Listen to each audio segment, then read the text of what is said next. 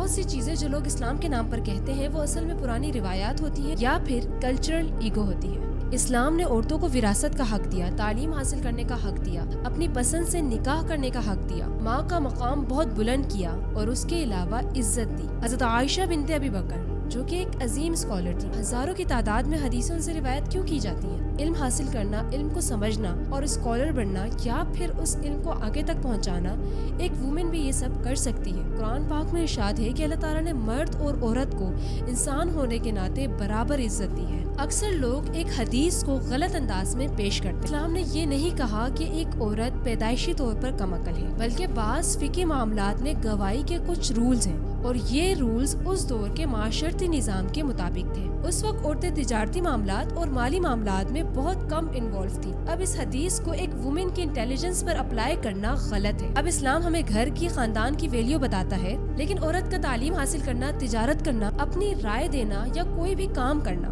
وہ سکھا بھی سکتی ہے، سیکھ بھی سکتی ہے۔ ان سب چیزوں سے اسلام ایک وومن کو نہیں روکتا۔ اب نصیبہ بنت کعب نے جنگ کے میدان میں بہادری دکھائی۔ اب ہسٹری کے بارے میں معلومات حاصل کرنے سے ہمیں یہ پتہ چلتا ہے کہ اسلام عورتوں کی صلاحیتوں کو محدود نہیں رکھتا۔ کئی لوگ عزت کے نام پر لڑکیوں کو تعلیم حاصل کرنے سے ہی روک دیتے۔ کیا مرد اور عورت ایک جیسے ہیں؟ ہم یہاں پر ویلیو کی بات کر رہے ہیں، عزت کی بات کر رہے ہیں۔ عزت میں بھی برابر ہے، انسانیت میں بھی برابر ہے اور روحانی ویلیوز میں بھی برابر ہے۔ ہاں، اب ایسا ہے کہ فطری طور پر کچھ کوالٹیز، کچھ ذمہ داریاں دونوں کی الگ الگ ہیں۔